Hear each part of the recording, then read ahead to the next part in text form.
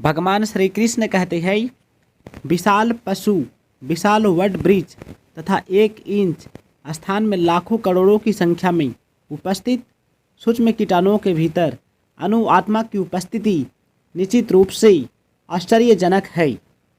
अल्पज्ञ तथा दुराचारी व्यक्ति अणु आत्मा के स्फुलिंग के चमत्कारों को नहीं समझ पाता है, भले ही उसे बड़े से बड़ा ज्ञानी हो, जिसने विश्व के प्रथम प्राणी ब्रह्मांड को भी शिक्षा दी हो।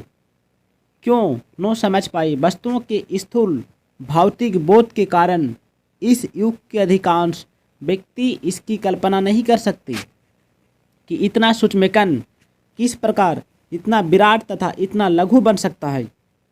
अतः लोग आत्मा को उसकी संरचना या उसके विवरण के आधार पर ही आश्चर्य से देखते हैं। इंद्रिय तृप्ति की बातों में फंसकर लोग भौतिक शक्ति माया से इस तरह मोहित होते हैं कि उनके पास आत्मज्ञान को समझने का अवसर ही नहीं रहता। यद्यपि यह तथ्य है कि आत्मज्ञान के बिना सारे कार्यों का दुष्परिणाम जीवन संघर्ष में पराजय के रूप में होता है। संभवतः उन्हें इसका कोई अनुमान नहीं होता कि मनुष्य को आत्मा के विषय में चिंतन करना चाहिए और दुखों का हल खोज निकालना चाहिए। ऐसे थोड़े से लोग जो आत्मा के विषय में सुनने के इच्छुक है, अच्छी संगति पाकर भाषण सुनते हैं, किंतु कभी कभी अज्ञानवश वे परमात्मा तथा अणु आत्मा को एक तुच्छ समझ बैठ पाते हैं। ऐसा व्यक्ति खोज पाना कठिन है जो आत्मा को महान समझते हैं, जो परमात्मा अणु आत्मा उनके पृथक पृथक तथा संबंधों एवं अन्य विस्तारों को सही ढंग से समझ सके, इससे अधिक कठिन है। ऐसा व्यक्ति खोज पाना जिसने आत्मा के ज्ञान से पूरा पूरा लाभ उठाया हो और जो सभी पक्षों से आत्मा की स्थिति का सही सही निर्धारण कर सके। किंतु यदि कोई किसी तरह से आत्मा के इस विषय को समझ लेता है तो उसका जीवन सफल हो जाता है। इस आत्मज्ञान को समझने का सरलतम उपाय यह है कि अन्य मतों से विचलित हुए बिना परम परमान भगवान कृष्ण द्वारा कथित भगवत गीता के उपदेशों को ग्रहण कर लिया जाए। किंतु इसके लिए भी इस जन्म में या पिछले जन्मों में प्रचुर तपस्या की आवश्यकता होती है, तभी कृष्ण को श्री भगवान के रूप में स्वीकार किया जा सकता है। पर कृष्ण को इस रूप में जानना शुद्ध भक्तों की आहुतियों की कृपा से ही होता है, अन्य किसी उपाय नहीं। श्री कृष्ण भगवान कहते हैं, हे भरतवंशी, शरीर में रहने वाले का भी वध नहीं किया जा सकता, अतः तुम्हें किसी भी जीव के लिए शोक करने की आवश्यकता नहीं है। अब भगवान अविकारी आत्म विषयक अपना उपदेश समाप्त कर रहे हैं। अमर आत्मा का अनेक प्रकार के वर्णन करते हुए भगवान कृष्ण ने आत्मा को अमर तथा शरीर को नाशवान सिद्ध किया है। अतः क्षत्रिय होने के नाते अर्जुन को इस भय से युद्ध में उसके पितामह भीष्म तथा गुरु द्रोणाचार्य मर जाएंगे अपने कर्तव्य से विमुख नहीं होना चाहिए। कृष्ण को प्रमाण मानकर भौतिक देह से भिन्न आत्मा का पृथक अस्तित्व स्वीकार करना ही होगा। यह नहीं कि आत्मा जैसी कोई वस्तु नहीं है या कि जीवन के लक्षण रसायनों की अंतक्रिया के फलस्वरूप एक विशेष अवस्था में प्रकट होते हैं। यद्यपि आत्मा अमर है, किंतु इससे हिंसा को प्रोत्साहित नहीं किया जा सकता। फिर भी युद्ध के समय हिंसा का निषेध नहीं किया जा सकता, क्योंकि तब इसकी आवश्यकता रहती है। ऐसी आवश्यकताओं को भगवान की आज्ञा के आधार पर उचित ठहराया जा सकता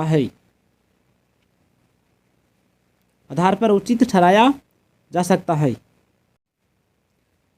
सामाजिक व्यवस्था के 4 वर्णों में द्वितीय वर्ण उत्तम शासन के लिए है और क्षत्रिय कहलाता है। क्षत का अर्थ है चोट, खाया हुआ। जो क्षति से रक्षा करे वह क्षत्रिय कहलाता है। क्षत्रियों को वन में आखेट करने का प्रशिक्षण दिया जाता है। क्षत्रिय जंगल में जाकर शेर को ललकारता और उससे आमने सामने अपनी तलवार से लड़ता था। शेर की मृत्यु होने पर उसकी राजसी ढंग से अंत्येष्टि की जाती थी। आज भी जयपुर रियासत के क्षत्रिय राजा इस प्रथा का पालन करते हैं। क्षत्रियों को विशेष रूप से ललकारने तथा मारने की शिक्षा दी जाती है, क्योंकि कभी कभी धार्मिक हिंसा अनिवार्य होती है। इसलिए क्षत्रियों को सीधे संन्यासाश्रम ग्रहण करने का विधान नहीं है। राजनीति में अहिंसा कूटनीति चाल हो सकती है, किंतु यह कभी भी कारण का या सिद्धांत नहीं रही। धार्मिक संहिताओं में उल्लेख मिलता है, युद्ध में विरोधी ईर्ष्यालु राजा से संघर्ष करते हुए मरने वाले राजा का या क्षत्रियों को मृत्यु के अंतर्वे ही उच्च लोक प्राप्त होते हैं, जिनकी प्राप्ति यज्ञ में मारे गए पशुओं की होती है। अतः धर्म के लिए युद्ध भूमि में वध करना तथा याज्ञिक अग्नि के लिए पशुओं का वध करना हिंसा कार्य नहीं माना जाता, क्योंकि इसमें निहित धर्म के कारण प्रत्येक व्यक्ति को लाभ पहुंचता है और यज्ञ में बलि दिए गए पशु को एक स्वरूप से दूसरे में बिना विकास प्रक्रिया के ही तुरंत मनुष्य का शरीर प्राप्त हो जाता है। इसी तरह युद्ध भूमि में मारे गए क्षत्रिय यज्ञ संपन्न करने वाले ब्राह्मणों को प्राप्त होने वाली स्वर्ग लोक में जाते हैं। स्वधर्म दो प्रकार का होता है। जब तक मनुष्य मुक्ति नहीं हो जाता तब तक मुक्ति प्राप्त करने के लिए धर्म के अनुसार शरीर विशेष के कर्तव्य करने होते हैं। जब वह मुक्त हो जाता है तो उसका विशेष कर्तव्य या स्वधर्म आध्यात्मिक हो जाता है और देहात्म बुद्धि में नहीं रहता। जब तक देहात्म बुद्धि है तब तक ब्राह्मणों तथा क्षत्रियों के लिए स्वधर्म पालन अनिवार्य होता है। स्वधर्म का विधान भगवान द्वारा होता है, जिसका स्पष्टीकरण चतुर्थ अध्याय में किया जाएगा। शारीरिक स्तर पर स्वर्थम को वर्णाश्रम धर्म अथवा आध्यात्मिक बोध का प्रथम सोपान कहते हैं। वर्णाश्रम धर्म अर्थात प्राप्त शरीर के विशिष्ट गुणों पर आधारित स्वधर्म की अवस्था से मानवीय सभ्यता का शुभारंभ होता है। वर्णाश्रम के अनुसार किसी कार्य क्षेत्र में स्वधर्म का निर्वाह करने से जीवन के उच्चतर पद को प्राप्त किया जा सकता है। बोला, हे पार्थ, वे क्षत्रिय सुखी है जिन्हें ऐसे युद्ध के अवसर अपने आप प्राप्त होते हैं, जिससे उनके लिए स्वर्गलोक के द्वार खुल जाते हैं। विश्व के परम गुरु भगवान कृष्ण अर्जुन की इस प्रवृत्ति की भर्त्सना करते हैं। जब वह कहता है कि उसे इस युद्ध में कुछ भी तो लोभ नहीं दिख रहा है, इसे नरक। जब वह कहता है कि शाश्वत वास करना होगा, अर्जुन द्वारा ऐसे वक्तव्य केवल अज्ञान जन्य थे। वह अपने स्वधर्म के आचरण में अहिंसक बनना चाह रहा था, किंतु एक क्षत्रिय के लिए युद्ध भूमि में स्थित होकर इस प्रकार अहिंसक बनना मूर्खों का दर्शन है। पराशर स्मृति में व्यास देव के पिता पराशर ने कहा है,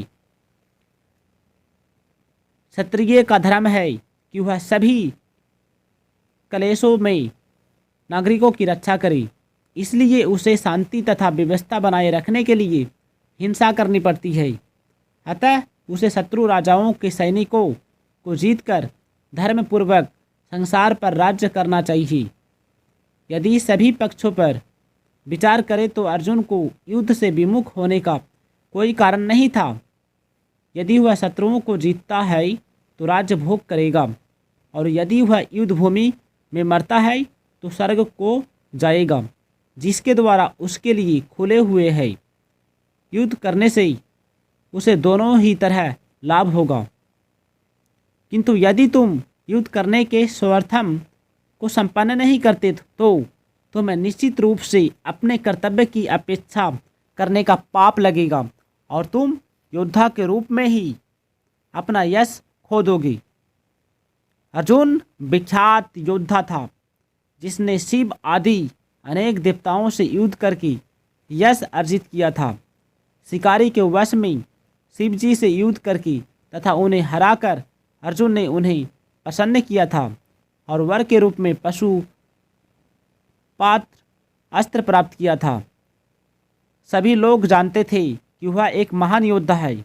स्वयं द्रोणाचार्य ने उसे आशीष दिया था और एक विशेष अस्त्र प्रदान किया था जिससे वह अपने गुरु का भी वध कर सकता था। इस प्रकार वह अपने धर्मपिता एवं स्वर्ग के राजा इंद्र समेत अनेक अधिकारियों से अनेक युद्धों के प्रमाण पत्र प्राप्त कर चुका था। किंतु यदि वह इस समय युद्ध का परित्याग करता है तो वह न केवल क्षत्रिय धर्म की अपेक्षा का दोषी होगा अपितु उसके यश की भी हानि होगी और वह नरक जाने के लिए अपना मार्ग तैयार कर लेगा।